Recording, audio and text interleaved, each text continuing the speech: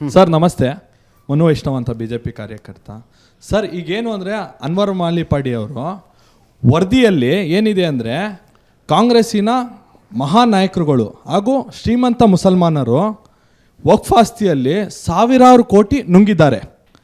ನೀವು ಇದರಿಂದ ಬಡ ಮುಸಲ್ಮಾನರಿಗೆ ವಕ್ಫಿಂದ ಯಾವುದೇ ರೀತಿಯಾದಂಥ ಉಪಯೋಗ ಆಗಿಲ್ಲ ಇವತ್ತಿನ ಗಂಟ. ನೀವು ಯಾಕೆ ಕಾಂಗ್ರೆಸ್ಸಿನ ಮಹಾನ್ ನಾಯಕರ ವಿರುದ್ಧ ಇವ್ರನ್ನ ಕರ್ಕೊಂಡು ಯಾಕೆ ಹೋರಾಟ ಮಾಡಿಲ್ಲ ಇವತ್ತು ಗಂಟ? ಯಾರು ಹೋರಾಟ ಮಾಡಬೇಕಾಗಿತ್ತು ಸರ್. ಮುಸ್ಲಿಂ ಸಮುದಾಯ ಹೋರಾಟ ಮಾಡಬೇಕಾಗಿರೋದು ಅನ್ವರ್ ಮಾಲಿಪಾಡಿ ಮುಸಲ್ಮಾನ್ ಅಲ್ವಾ? ಅವರು ಹೋರಾಟ ಮಾಡಿದ್ದಾರೆ. ನೀವು ಬಡ ಮುಸಲ್ಮಾನರಿಗೆ ಇದರಿಂದ ಅನ್ಯಾಯ ಆಗಿದೆ ಅಲ್ವಾ? ನೀವು ಯಾಕೆ ಕರ್ಕೊಂಡೋಗಿ ಹೋರಾಟ ಮಾಡಿಲ್ಲ ಕಾಂಗ್ರೆಸ್ ನಾಯಕರ ವಿರುದ್ಧ? ಚೆನ್ನಾಗಿ ತಿಂದು ತೆಗಿದ್ದಾರೆ. ಹೌದು ಹೌದು. ನೀವು ವಕ್ಫ್ ಬೋರ್ಡಲ್ಲಿ ನೋಡಿ ಎಷ್ಟು ಕೇಸಸ್ ನಡೀತಾ ಇದೆ ನೋಡಿ. ಆ ಕೇಸಸ್ಸಲ್ಲೆಲ್ಲ ಯಾರಿದ್ದಾರೆ ಅಂತೇಳಿ ನೀವೀಗ ಕಾಂಗ್ರೆಸ್ ನಾಯಕರು ಅವರು ಇವರು ಅಂತ ಹೇಳ್ತಾರಲ್ಲ, ದಾಖಲಾತಿ ಕೊಡಬೇಕಲ್ಲ ಅನ್ವರ್ ಮಾಲಿಪಾಡಿ ಅವರು. ನಾನೀಗ CM ಇಬ್ರಾಹಿಂ ಸಾಹೇಬರ ಬಗ್ಗೆ ಹೇಳಿದೆ. ಅದೇ ರೀತಿ ದಾಖಲಾತಿ ಕೆಲವು ಇಲ್ಲ ಅಂತ ಹೇಳ್ತಾ ಇಲ್ಲ. ನಾನದು ಸಿದ್ದರಾಮಯ್ಯವರ ಮುಖ್ಯಮಂತ್ರಿಗಳ ಗಮನಕ್ಕೂ ತಂದಿದ್ದೀನಿ. ದೊಡ್ಡ ಫೈಲೇ ಮಾಡಿದ್ದೀನಿ. ಯಾರ ವಿರುದ್ಧ ಅದೆಲ್ಲ ಮಾತಾಡೋಣ, ಆ ಟೈಮ್ ಬರಲಿ. ಏನು ಕ್ರಮ ಕೈಗೊಳ್ತಾರೆ ನೋಡೋಣ.